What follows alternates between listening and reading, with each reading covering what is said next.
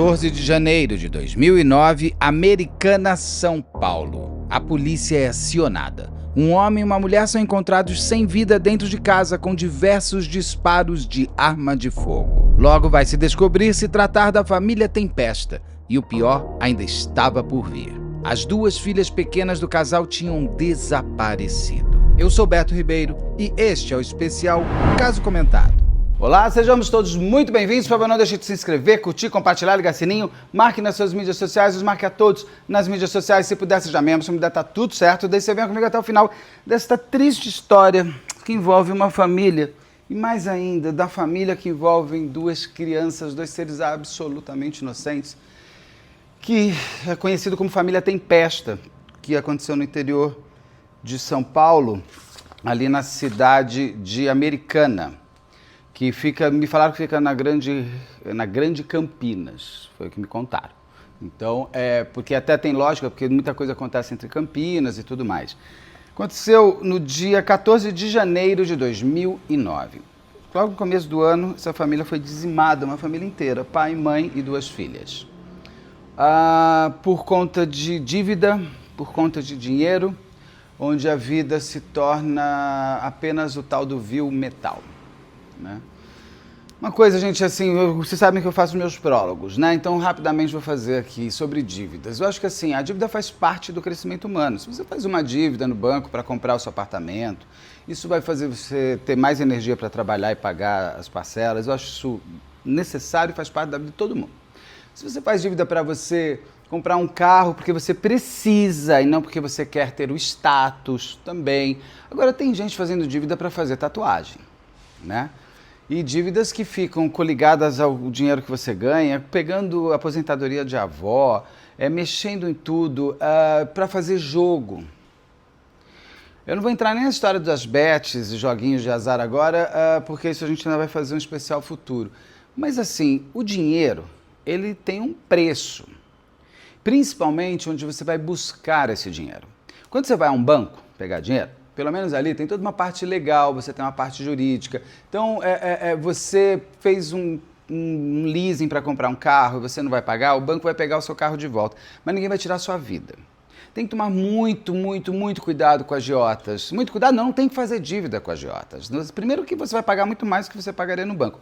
Ah, mas o banco não me dá. Então, espera. Não tem o que fazer. Ah, mas sabe o que é que eu quero? Não dá. Não faça, mas eu quero, não é querer, tem que poder. Agiotas, amigos, familiares, cuidado com pegar dinheiros pessoais. Porque você ainda tem o agiota que tem um negócio. Agora, você pegar o dinheiro pessoal de alguém, você pode, com essa pessoa, construir um laço de relação muito perigoso e você não sabe o quanto você pode estar, por conta de uma dívida, aquilo que eu sempre falo que a gente tem que aprender com os crimes, a construir o nosso próprio assassino. É óbvio que quando eu falo isso, no outro tem que ter a chama acesa de um assassino. Mas você não sabe se o outro é ou não.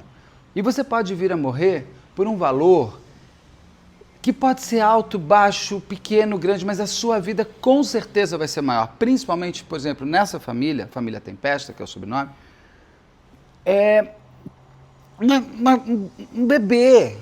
um bebê de 2 anos, uma menininha de 8 anos, não puderam ter a chance de poderem errar e acertar, porque suas vidas foram dizimadas por conta de dívida de pai e mãe.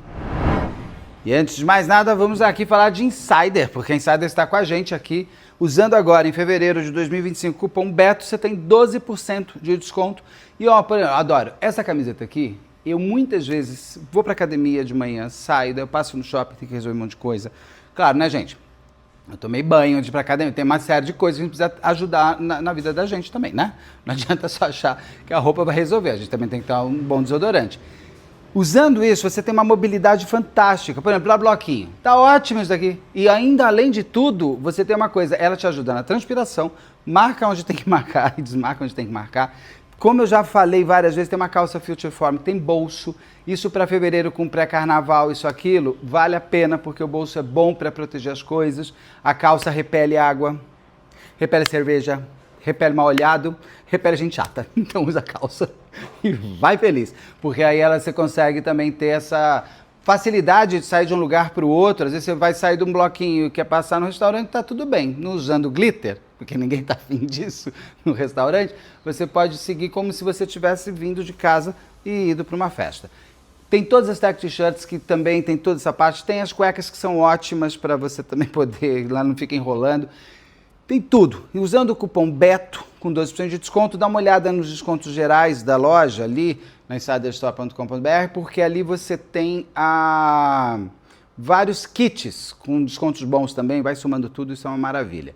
Se você não quiser pôr o cupom, tem aqui no descritivo do vídeo o link exato, que você já garante o cupom assim que você entrar na loja, tá?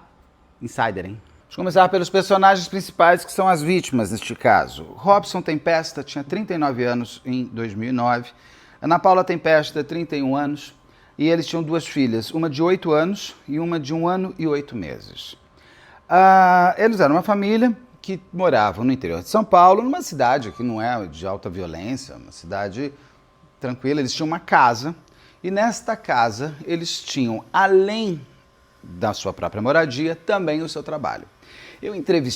Eu fiz um caso aqui, um caso comentado, da psicóloga do Rio Grande do Norte, da Fabiana Veras, que eu entrevistei depois a advogada, assistente de acusação da família, que ainda vai ao ar, tudo, vocês vão ver, mas ela falou uma coisa que eu achei muito interessante, eu acho que vale a pena já dividirmos agora. Não faça, ela fala isso, não faça da sua casa o seu trabalho, nem do seu trabalho a sua casa, porque você fica ainda mais vulnerável por aquele que quer se utilizar do seu ambiente para tirar a sua vida. Neste caso, a família Tempesta, ela tinha uma empresa de eventos, uma empresa daqueles carros que ficam com rodas gigantes, eu nem sabia que tinha isso no Brasil. E os carros ficam andando, umas rodas, isso é muito americano, né? Para mim isso só tinha nos Estados Unidos. Mas eles tinham essa empresa de eventos que faziam esses shows desses carros mirabolantes, parecem uns tratores, caminhões e tudo mais. O Robson e a Ana Paula, eles eram sócios, além de marido e mulher. Ali eles montaram, era uma empresa pequena que estava com problemas financeiros. Uma empresa pequena com problemas financeiros e que tem funcionários. São coisas que é uma frase para mim que não conversa nunca. Se você é uma empresa pequena, não tem dinheiro, você não pode ter tantos funcionários. Você não pode ir nesse caminho de...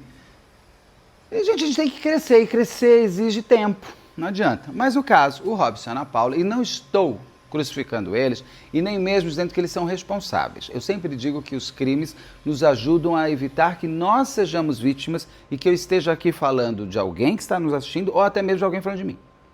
A gente tem que entender quem está ali do outro lado. O Robson e a Ana Paula tinham essa empresa e eles contrataram, acho que menos de um ano antes, quer ver? Eu vou pegar aqui o tempo certinho, era pouco tempo que ele estava lá. Ele estava trabalhando há 5 meses. Eles tinham alguns funcionários, eles contratam o Celso Assis, chamado de Celso Assis, que tinha 33 anos à época. O Celso Assis, ele era um dos pilotos desses carros mirabolantes. Um homem que estava ali dentro, fazendo parte do dia a dia da casa, fazendo parte do dia a dia do trabalho. Ou seja, ele já conhecia as filhas do casal, ele já conhecia a rotina do casal, não só do casal no trabalho, mas do casal dentro da casa deles. O Celso, ele vai vir, o Robson pede, parece, é isso que é colocado no processo, que o Celso teria emprestado 16 mil reais ao longo de algum tempo para o Robson. Outra coisa, quando você empresta dinheiro para alguém, eu não empresto, assim, emprestar dinheiro, pensa que você deu, porque a pessoa pode não te devolver. No caso ali, a relação era profissional. Se eles se conheciam antes, se eles tinham tempo antes, até o Robson e o Celso o Celso passar a ser funcionário, ou um freela, ou trabalhar na empresa do Robson, não sabemos. O fato é que há 5 meses o Celso ia àquela empresa fazer o trabalho dele e emprestando dinheiro para o Robson. Gente, um funcionário emprestar dinheiro para o chefe é muito doido. Não sei se de repente ficou na sensação do Celso que ele poderia virar sócio, não sei se existiu uma coisa de vamos ser parceiros. tem que tomar muito cuidado com essa palavra parceiro, porque parceria, ela exige uma série de responsabilidades e deveres e direitos. Eu não sei o quanto que, de repente, o Celso também estava imaginando, fantasiando um crescimento dele mesmo dentro da empresa do outro. O fato é que 5 meses se passam, 5 meses vão e o dinheiro foi sendo emprestado e não foi tendo retorno. No meio disso tudo, vai entrar uma outra personagem do mal, o Bruno Magrini Palumbo, que tinha 24 anos, 25 anos naquele momento. Ele foi contratado como mecânico. Lógico, você tem carros, você precisa de mecânico. E ele tinha um salário de R$800. Ele estava 40 dias trabalhando na empresa e o primeiro salário dele já não foi pago. Bom, se você não pagar meu primeiro salário, eu não vou no segundo dia, porque você já me rompeu comigo uma coisa de confiança no primeiro mês. Eu acho que já está dito que é. Ele tem uma dívida trabalhista, ele procura um advogado trabalhista e ele entra com o processo trabalhista. Mas aí o que acontece? O Celso, que conhece o Bruno, e o Celso ainda tem mais um fator. O Celso também, ele tem uma esposa casada, chamada Fabiane dos Santos Pinheiros, que ela tinha 30 anos na época. A Fabiane e o Celso são casados, o Celso está lá trabalhando como piloto da empresa do Robson e da Ana Paula, e o Bruno chega como mecânico. Com certeza existiu ali um reconhecimento de um no outro, de um pelo outro, do exercício da maldade, porque o que foi feito é num nível de crueldade que ninguém... Não interessa se a pessoa apertou o pescoço e o outro só ficou olhando. Se você só ficou olhando e o outro... Você é tão mal quanto. Apenas você não teve a coragem de sujar as mãos. Mas você sujou a alma e não tem como você lavar. Essa alma não se lava. O Bruno insatisfeito com o salário não pago. Vamos lembrar que é começo de ano. Então tem aquela coisa, Natal, Ano Novo, que as pessoas gastam mais. Eu não sei se o Bruno, de repente, estava com uma dívida maior por conta de fim de ano. Então eu não sei se o Bruno... ele estava com mais dívidas por causa do começo do ano. O que o inebriou para entrar nessa jogatina tão cruel e tão maldosa? O Celso, então, tem uma dívida que não é paga e ele diz, além de tudo, que além da dívida, o Robson estava meio que sendo metidão com ele. Aquela coisa, você me deve e você ainda me coloca como se eu estivesse ainda te devendo favor. Isso pode, se isso é real, é mais perigoso ainda, porque você tem uma pessoa para quem você está devendo dinheiro. Uma pessoa que tem dentro dele a chama do assassino, uma pessoa que começa a se sentir humilhado, você está dando uma equação para aquele ser que você não faz ideia de tirar a sua vida. Eu não estou dizendo que ele não pode fazer. Eu sempre digo que a gente não precisa ir no limite para a gente entender que a gente poderia não ter chegado no risco. O ponto é que aqui tudo vai culminar. O Robson e o Celso, então, se unem em volta de uma história extremamente premeditada, por conta até mesmo do que vai acontecer depois, não só a morte das crianças, mas principalmente como eles vão agir com a polícia. O Celso liga para o Robson e fala que quer ter uma reunião com ele. O Robson, por sua vez, fica achando esquisito. Eu acho que já devia ter alguma cisma entre eles. O Robson, então, fica com uma cisma e sem o Celso saber, ele pede para um outro funcionário ficar próximo, ali num posto de gasolina, perto da casa dele, para que, se algo acontecesse, esse homem do posto de gasolina, que esse amigo dele, esse funcionário, que também é funcionário dele, chegasse mais rápido. Eu tenho certeza que o Robson não imaginava que poderia chegar à morte. Óbvio que não, porque senão ele não teria deixado o cara entrar dentro da casa dele, né? O Robson e o Bruno, então, se deslocam e vão para a casa da família Tempesta. A família Tempesta, Ana Paula e o Robson, imaginando que seria uma conversa, o quanto, na verdade, o que estaria para acontecer seria uma chantagem seguida de morte. O Robson Tempesta não fazia ideia de que o Celso já tinha se apoderado de algo muito, muito íntimo da família. E não estou julgando quem faz ou quem deixa de fazer. Apenas se você faz, cuidado muito com isso, porque você acha que está seguro porque está no seu computador ou no seu celular, mas você não sabe quem está podendo ter acesso a ele. O Robson e a Ana Paula, eles tinham um exercício deles de fazerem vídeos da sua própria intimidade. Eles achavam que só eles sabiam disso. Só que vamos lembrar que o Celso entra na casa deles que é o mesmo lugar do trabalho. O Celso já estava, com certeza, se organizando por conta de...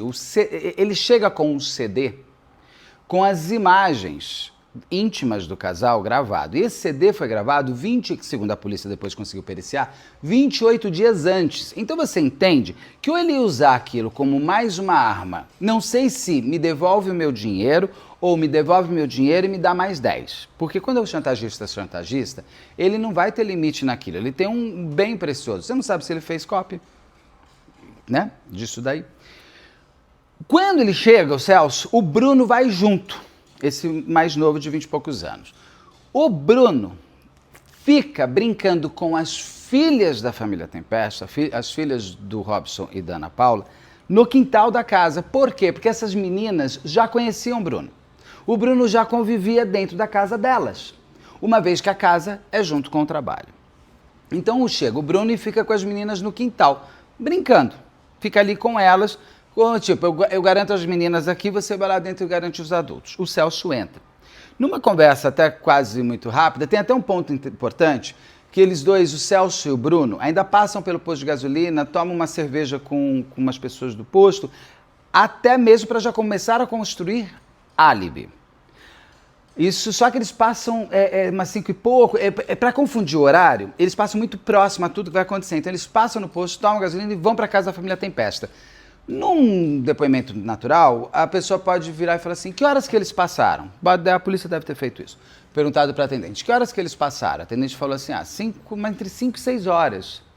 Sim, eles passaram entre 5 e 6 horas. E o crime foi entre 5 e 6 horas, porque era tudo muito próximo. Então eles conseguiriam contar com o acaso da pessoa ter um esquecimento e estar muito perto dos horários. Com certeza não existiam câmeras de segurança, era 2008 isso, 2009. Então você percebe o quão premeditado está uma morte, mais do que apenas uma chantagem? Porque se ele vai chantagear, ele não precisa fazer tudo isso, pensar no que as pessoas vão falar sobre ele depois. Uma vez que ele não vai matar ninguém. Chantagem é um outro tipo de crime. Então, nem sei se me falaram uma vez que não era, que seja um estelionato. Mas eles já vão criando fantasias para quando eles, lá na frente, eles disserem que eles saíram muito mais cedo. Então eles vão para casa do Robson e da Ana Paula, o Bruno fica com as meninas e o Celso encontra o Robson e a Ana Paula. Ali dentro, o que provavelmente aconteceu, o que a polícia traz, é que o Celso, ele já apresenta o CD e fala que é para me devolver o dinheiro, senão tá aqui o CD, eu vou distribuir para todo mundo, vou mostrar tudo para todo mundo. O Robson não sabia, mas existia no seu bolso ou na sua mochila, em algum lugar com o Celso, uma semiautomática 380, guardei esse número, nunca entendi, uma semiautomática 380 com 16 cartuchos. Quando o Robson levanta, e parece que o Robson era um homem muito forte, muito maior, muito mais fisicamente amedrontador do que o Celso. Quando o Robson levanta, ele já leva cacete. Os dois, a Ana Paula e o Robson, são mortos com 16 disparos. 16 disparos numa rua cheia de casa. Eu pensei, ninguém ouviu isso? Ninguém ouviu? 16 disparos é muito disparo, é muita coisa. Não ouviram. Muito pouca gente aparece nessa hora. Depois a gente vai descobrir que tem uma testemunha que viu.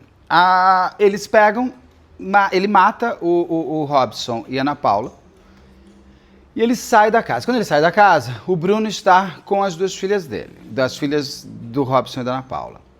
As meninas, eu não sei qual foi a reação delas aos disparos, o que eles falaram, como eles disseram, mas eles levam as meninas até Campinas. Eles saem de Americana e vai até Campinas. No carro do Celso. O Bruno vai junto, no Natal da moto, eles voltam, tal, não sei o que lá, mas eles vão sempre juntos. Chegando, o Celso leva as duas crianças, de 1 ano, quase 2 anos, 1 ano e 8 meses, quase 2 anos, e a outra menina de 8 anos, até a casa dele, lá em Campinas, que é perto. Quando ele chega na casa dele e lá está a esposa do Celso, que é a terceira criminosa no caso, que é a Fabiane dos Santos Pinheiros, que é a esposa do Celso. Quando ele chega com as duas meninas, a Fabiane ainda dá comida para as meninas, dar banho nas meninas. E as meninas chamavam ela de tia, segundo a polícia. Porque elas já conheciam a Fabiane, com certeza a Fabiane passava por ali, elas deviam ir nos eventos do marido. As meninas não estavam com medo do Celso, as meninas não estavam aterrorizadas com a Fabiane.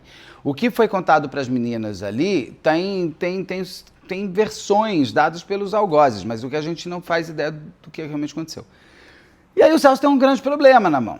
Ele matou os pais das meninas. E, segundo o Celso, ele fica com medo de ser reconhecido por elas.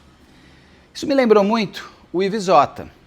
Segundo o cara que manda matar o Ivisota, o policial militar lá que sequestra, o Ivisota tem aqui um especial com o Carlos sobre essa história.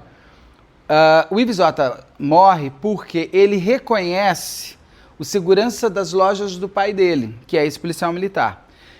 E aí tem lá toda a história, eu tinha visto um filme, o Preço do Resgate e tal, e assim, o menino morre por conta desse cara ter medo de ser reconhecido pela criança.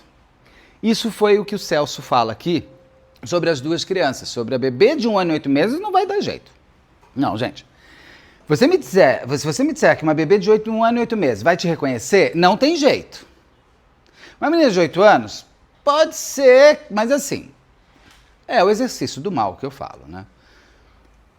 Ele pega essas meninas, e assim, uma coisa que o delegado fala que é muito interessante, que ele diz o seguinte, que a morte do Robson e da Ana Paula, dos pais dessas duas meninas, foi uma morte terrível, que todo crime é, mas foi a longa distância, com tiro, sem enfrentamento, porque uma coisa que depois a gente vai ver com a perícia, que na casa da família Tempesta não tinha sinal de luta, não tinha sinal de arrombamento, não tinha sinal de defesa. Então eles morrem no susto, eles morrem sem lutar pela vida, eles não fazem ideia de que eles vão tomar 16 tiros, tanto o marido quanto a esposa. No caso das meninas, ele tem o verbo matar, ele é muito mais destruidor. Porque ele pega, dentro da casa dele, existem aqueles lacres de plástico, que chamam de enforca-gato, eu odeio esse nome. Que é um lacre, gente. Aquele negócio de plástico que você enfia o negócio e vai clac. Assim. Braçadeiro, a até me falou, braçadeiro. A braçadeira. Ele pega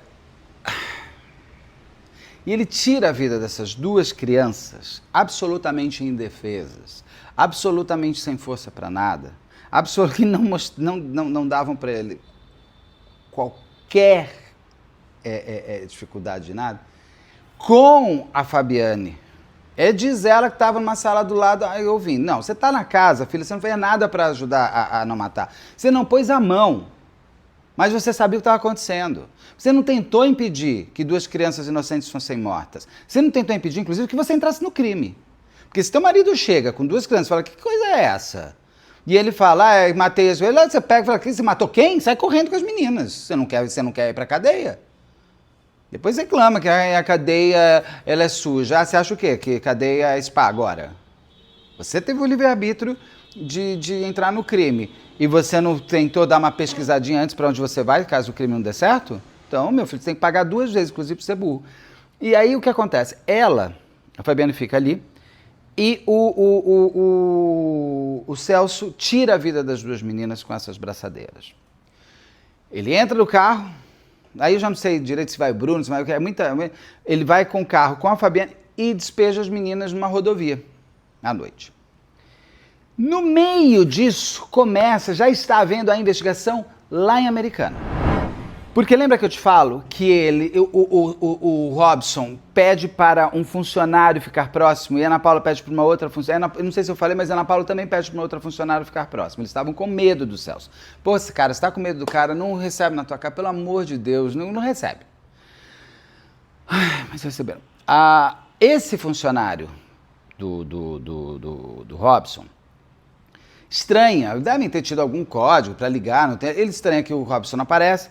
E ele vai até a casa do Robson. Quando ele chega ali na casa do Robson, ele não tem a chave de entrada, ele vai até uma outra funcionária, acredito que seja essa funcionária que a Ana Paula deixou de prontidão também, e os dois entram na casa. Isso era umas 5h30, 6 horas. Esse crime acontece entre 5 e 6 horas. Lembra que eles passaram no posto antes, tomaram cerveja, foram para lá, mataram, daí eles voltam e tal. Então, assim, eles teriam essa possibilidade de sair. Quando eles chegam, esse funcionário, ele encontra aquela cena de terror do casal morto ali com 16 rajadas. A polícia é acionada imediatamente se começa a investigação. Ali já se descobre que, além dos dois, existem duas crianças que na casa não estão. E é uma coisa impressionante, é uma casa de rua, tem um monte de casa do lado. Cinco e pouco da tarde, 6 horas. A polícia, quando percebe, cadê as meninas? Cadê as crianças? Não sabemos das crianças. Começam as perícias e ali você tem a certeza de que quem matou foi convidado para entrar, porque não tem arrombamento, não tem luta corporal. Eles até achavam no começo que poderia ser latrocínio, mas nada foi roubado. Assim, pelo menos visivelmente não tinha aquela coisa de busca de coisas.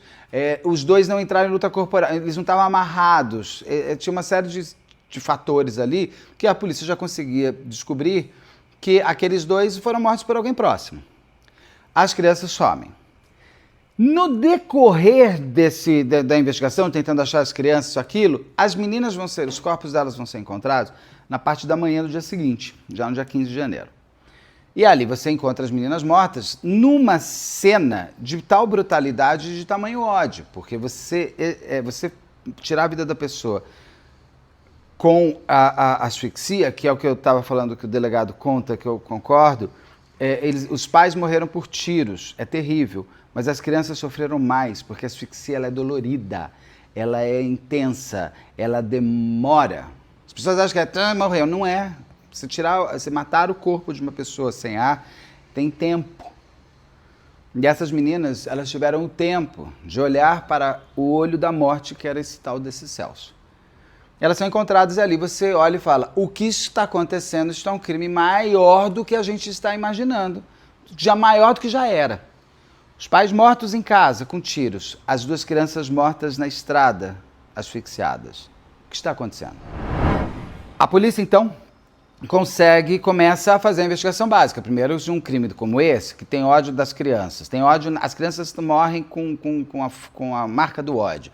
Os dois morrem com a marca da irritação, com as 16 tiros. Ali a gente próximo, a polícia vai de cara falar com família, com amigos e com funcionários. O funcionário que acha o corpo, ele estava nervoso, parece que ele estava nervoso, ele não estava conseguindo falar muita coisa. O Celso é chamado, ele demora para ir dar depoimento, o Bruno vai dar depoimento primeiro, mas ele vai, e parece que o Celso estava super tranquilo, super em paz, super zen. E ele já chega com a historinha montada, ele fala o seguinte, que ele e o Bruno tinham marcado de conversar com o Celso, porque outros funcionários sabiam que o Celso e o Bruno tinham marcado de conversar com o Robson, porque outros funcionários falaram, o Robson me disse que ele tinha uma reunião com o Celso e o Bruno. Então eles chamam o Celso e o Bruno. Eles falam o seguinte, que eles passaram antes eles dizem assim, que eles tiveram a reunião, foram embora e passaram no posto. Eles invertem a ordem. Perguntado para as pessoas que viram ele, eles falam, eu vi ele aqui no posto, que horas? Entre 5 e 6 horas. E eles falam, não, saí da casa deles 5 horas. Eles foram inteligentes nessa matemática do tempo, principalmente contando que não tinham câmeras, né? E ninguém ficou olhando o relógio, assim, eu te vi tomando uma cerveja. 5h43, tá no meu caderninho. Só se você for também, né? Se faz isso, para. Mas você não tá bem. Então, a polícia tinha informação. Concordava muito forte o depoimento do Celso com o Bruno. Mas daí eles vão conseguindo, porque as crianças foram encontradas ali perto de Campinas, aquilo, blá, blá, tem uma série de coisas que a polícia não revela. Como eles chegam tanto assim, porque eu concordo, nem tudo pode ser revelado, porque existem segredos de investigação que a gente não tem que saber, só a polícia. E a casa vai começar a cair. O primeiro que entrega tudo... e aí o que acontece que é muito importante. Um vigia da rua resolve falar. Eles já estavam desconfiados do Celso e do Bruno, eles falaram que foram lá cobrar uma dívida. Cobrar uma dívida é um componente importante como motivação. Apesar do ódio da morte das meninas, é um componente de motivação. Qual a motivação desse crime? Que ligou essas mortes com o seu algoz? E um vigia resolve contar. Ele conta que viu os dois saindo com as crianças, inclusive. Então, ali fechou, a polícia consegue prender. Quando a polícia prende, de fato, todos, os dois primeiro, o Bruno é o primeiro, o Bruno é o Christian Cravinhos da história. Ele chega e fala, quer saber, eu vou contar toda a história. E ele conta tudo.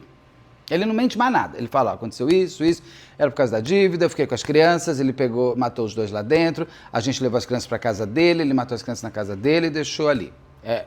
Mas eu não matei ninguém. Não, você não matou, mas a sua ausência de defesa, ou sua ausência de humanidade, concorda com a morte de todos, né? Então, você não atirou, mas você não fez nada para ninguém atirar.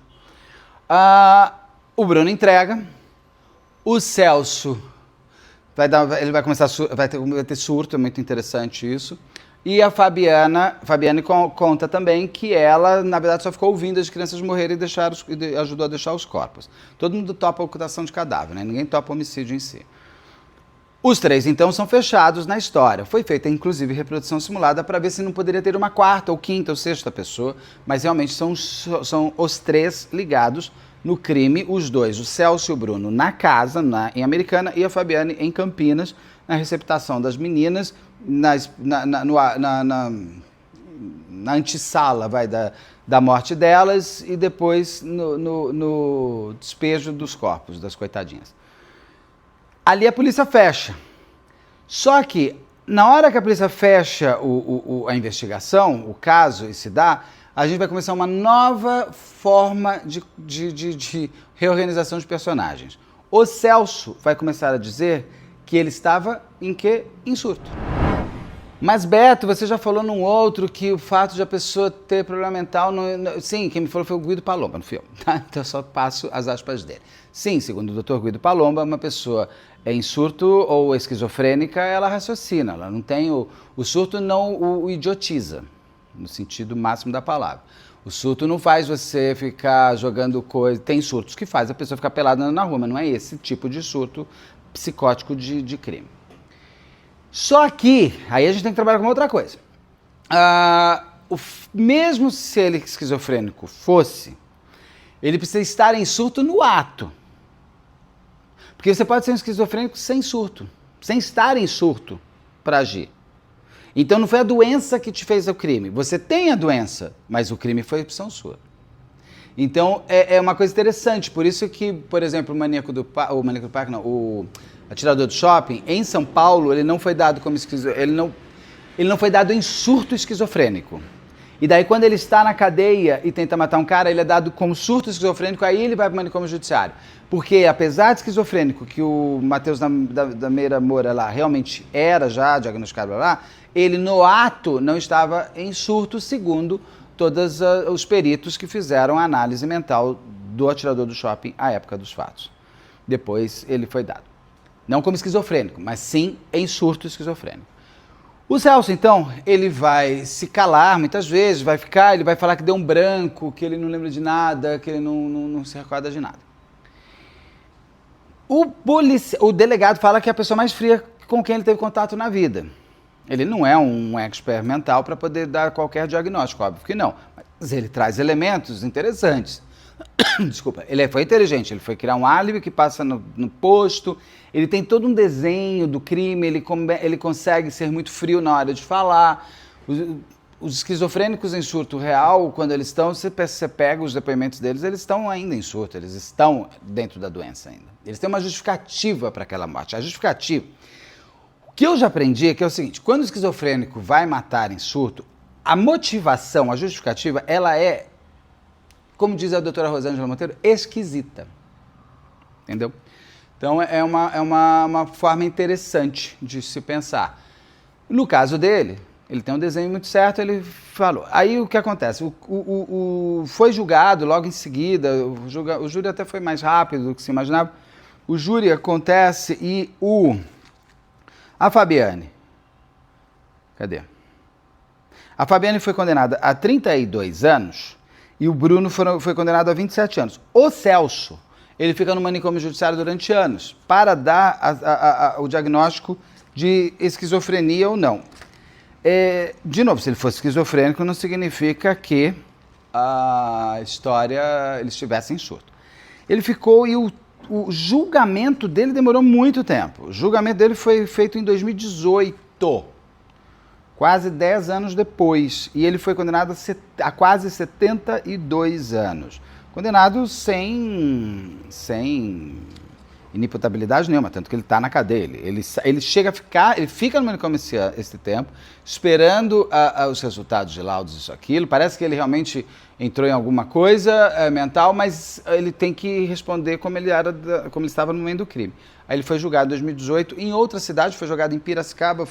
Tem um termo técnico jurídico que eu esqueci, quando o júri ele sai da cidade original dele e vai para outra, esqueci o nome, por conta de, porque o júri não vai ser imparcial, porque o crime abalou demais a cidade.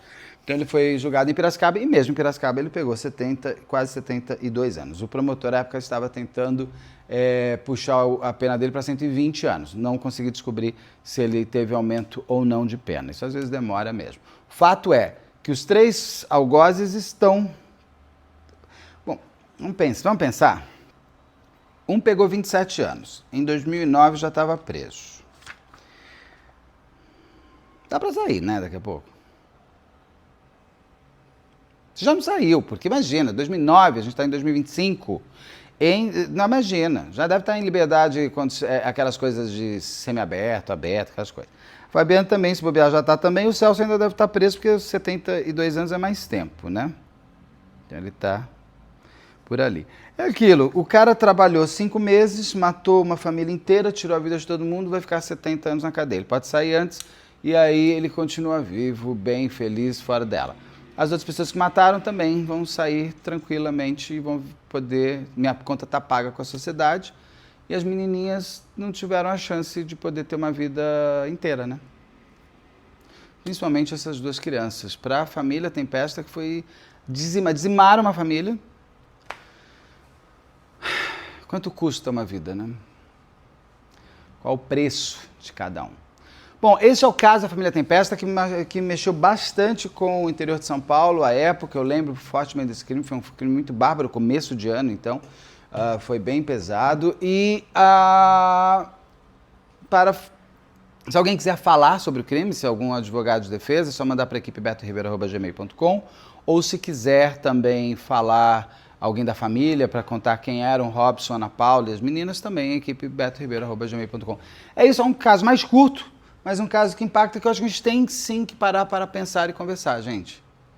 O quanto vale a pena ficar se endividando e principalmente com quem?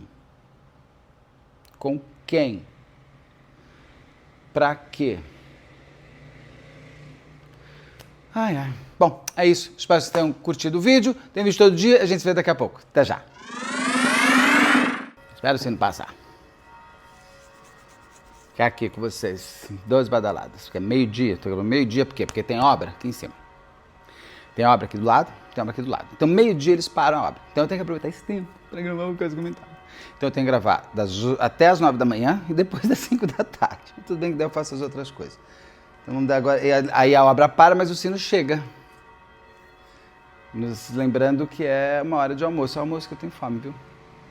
E eu almoço meio-dia. Almoço mesmo. Estou aqui conversando, mas vai entrar pro making off isso, né? Lógico. Faz tempo que a gente não tinha.